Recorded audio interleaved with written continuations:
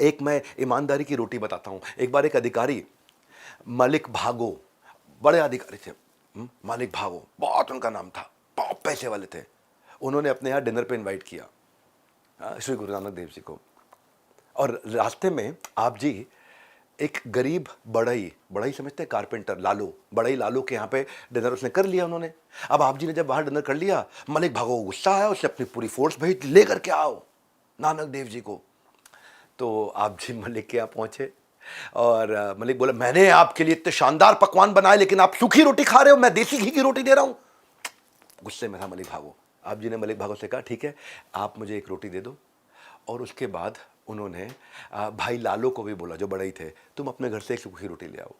दोनों रोटी अपने हाथ में ली, ये देसी घी की, ये बड़ई की रोटी और ये शासक की रोटी, दोनों को हाथ में लिया और दोनों रोटियों को जोर से दबा दिया। जैसे ही सूखी दोनों रोटियों को दबाया तो लालो की रोटी से ना दूध टपकने लग गया और मलिक भागो की रोटी से खून टपकने लगा। आप जी ने कहा, ये तो मुझे दूध के समान शुद्ध भोजन छोड़ के तुम मुझे रक्त ग्रहण करने के लिए आमंत्रित कर रहे हो। मैं इसे कैसे स्वीकार कर सकता हूँ। बड़े शांत मन से उन्होंने बड़े प्रेम से अपने इस मैसेज को दिया। क्या मैसेज दिया? हिल गया वो। क्या मैसेज दिया कि तुमने, तुम्हारी गलत जो कमाई है ये लोगों का खून चूस के बनाई है। और बाद में जो बड़ई भाई लालो थे वो कई बार उनके साथ में दिखे और उनका जो घर था उसको धर्मशाला बना दिया। बाद में वो गुरुद्वारा भी बन गया, गुरुद्वारा खोई भाई लालो, लालो का कुआं आज भी वहीं पे है, जिसका पानी इस कुएं का आज तक नहीं सूखा है। भाई लालो का इंटेंट था भूख मिटाना और मलिक भागो का इंटेंट था शान दिखाना।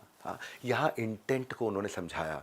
आपके लिए, मेरे लिए बड़ा इंपॉर्टेंट लेसन है ये कि इंटेंट, ये जो संस्कार आए हैं ना सिख धर्म में, ये यहीं से आए हैं।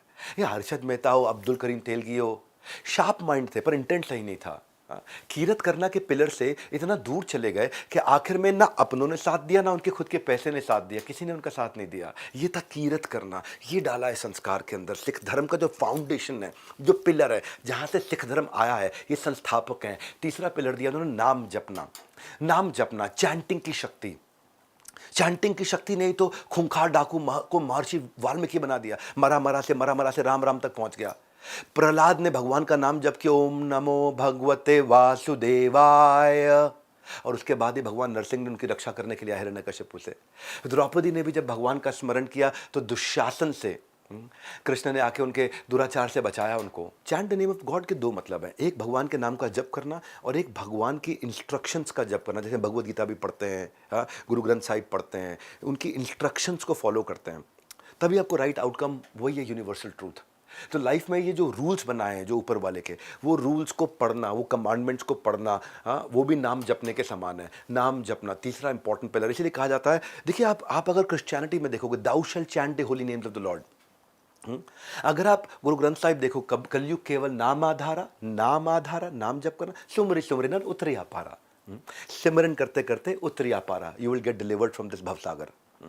अगर आप वैदिक धर्मों को देखोगे, हरेर नाम हरेर नाम हरेर नाम एव केवलम कलो नास्ति एव ना अस्ति एव ना अस्ति एव गतिरन्यथा। 3 बार बोला हरेर नाम हरेर नाम हरेर नाम, नास्ति एव नास्ति एव नास्ति। 3 बार बोलने का बड़ा महत्व होता है। कबूल है कबूल है कबूल है, 3 बार बोलते हैं ना, भूल ना जाए आदमी। तलाक तलाक तलाक, बड़ा 3 बार बोलने का रेलेवेंस समझा रहा हूं मैं। नमाज अदायगी के बाद जब दुआ करते हैं तो अल्लाह को अलग अलग 99 नामों से पुकारा जाता है, हर जगह नाम। तो ये जो है ना, ये तीसरा पिलर बड़ा इंपॉर्टेंट है। जैसे अर रहमान, अर रहीम, अल मलिक, तो ये क्या है? अल जबर, ये अलग अलग नाम हैं। और ये जब आप भगवान के नामों को पुकारते हो या उनके इंस्ट्रक्शंस को रिपीट करते हो तो आप प्यूरिफिकेशन होता है। तो केवल भगवान नाम के जाप से ही संसार से मुक्ति मिल सकती है। समुद्र को पार लगाने के लिए पर्याप्त है अपने आप में। जाप से दूर रहते पाप हैं और महसूस होता है अपने आप एक डिवाइन एनर्जी आपके साथ है। सो गुरु नानक देव जी की जो लीलाएं हैं, जो उनकी कहानियां, उनके चमत्कार, उनकी सीख, उनके कमांडमेंट्स हैं, ये केवल एक धर्म तक सीमित नहीं है। Compassion, community service, companionship, Guru Nanak Dev ji की फिलॉसफी आज दुनिया के टॉप इंस्टीट्यूट से पढ़ाई जा रही है। आज गुरु नानक फेलोशिप इंट्रोड्यूस करी गई ऑक्सफोर्ड यूनिवर्सिटी में। ये तो कॉलेज की बात है, मैं तो कहूंगा हमारे देश के अंदर गुरु नानक देव जी के बारे में स्कूल में कैरेक्टर बिल्डिंग के लिए एक सब्जेक्ट पढ़ाना चाहिए। क्यों नहीं पढ़ाते हैं?